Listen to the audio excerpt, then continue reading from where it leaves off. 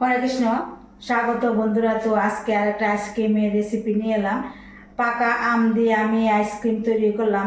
একদমই পারফেক্ট হলো, জাস্ট অসাধারণ হলো। তো এই রকমের যদি আমরা আইসক্রিম তৈরি করে বাড়িতে বাচ্চাদেরকে দিই, বাচ্চারা খেয়ে কিন্তু খুব খুশি হবে। তাছাড়া ছোটো থেকে বড় সবাই কিন্তু এই আইসক্রিম খেতে পারবে। তো আমি কিভাবে পাকা আম দিয়ে এই আইসক্রিম তৈরি করলাম, আপনারা অবশ্যই আমার এই পুরো ভিডিওটা দেখতে থাকেন। তো আমি আইসক্রিমটা তৈরি করার জন্য এখানে 2টা পাকা আম নিলাম আর দুধ নিলাম, নেচার কাউ মিল্ক দুধটা নিলাম। তো আপনারা যে কোনো দুধ নিলেও পারবেন, মিল্ক পাউডার দিয়েও এই আইসক্রিমটা তৈরি করা যায়। তো আমগুলোকে খুব ভালোভাবে ধুয়ে নিলাম, এবার খোসা ছাড়িয়ে নিচ্ছি। এবার আমটা আমি এইভাবে চিপে চিপে আমের রসটা এইভাবে বের করে নিলাম। এদিকে দুধটা জাল করতে বসিয়ে দিলাম। দুধটা একটু জাল করে ঘন করে নিতে হবে। তো দুধটা কিন্তু জাল করে অনেকটা ঘন করে নিলাম। তো এবার নামিয়ে একটু ঠান্ডা করে নিতে হবে। তো আমের এই রসটা আমি একটা মিক্সি জারে নিলাম। এবার ঠান্ডা করা দুধটা এই আমের রসটার সঙ্গে দিয়ে দিচ্ছি। এবার দিয়ে দিতে হবে চিনি, পরিমাণ মতো চিনি দিয়ে দিলাম।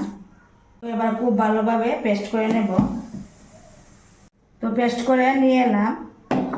তো এই আমের এই মিশ্রণটা ঠিক এইভাবে ঘনত্ব হতে হবে। তো এবারে আমি এই রকমের চায়ের কাপ নিলাম, এই কাপের মধ্যে আমি আইসক্রিমটি বসাবো।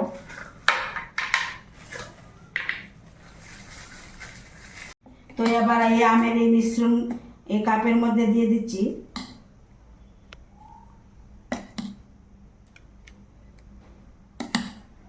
তো আমের এই মিশ্রণগুলো কিন্তু আমি এই সবগুলো কাপের মধ্যে ভর্তি করে দিলাম। এবার আমি এই রকমের চামচ নিলাম, এই চামচগুলো এই কাপের মধ্যে এইভাবে বসিয়ে দেব।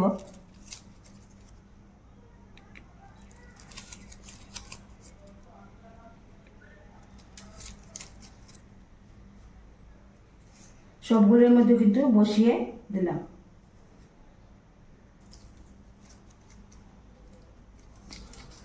তো এবার 6 ঘন্টার জন্য আমি ডিপ ফ্রিজে রাখবো।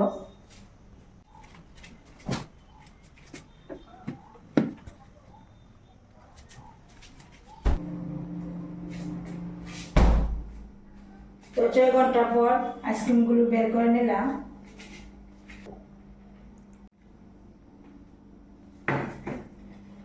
তো দেখুন এই আইসক্রিমগুলি কিন্তু একদম পারফেক্টভাবে জমে গেল, একদম অসাধারণ হলো।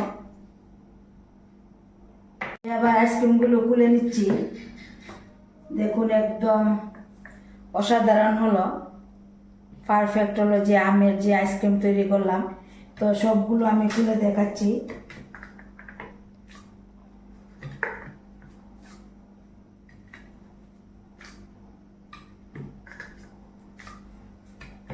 জাস্ট অসাধারণ হলো, দেখুন। তো এই রকমের আইসক্রিম যদি বানিয়ে আমরা বাচ্চাদেরকে দিই, বাচ্চারা কিন্তু অতি সহজেই খেয়ে ফেলবে।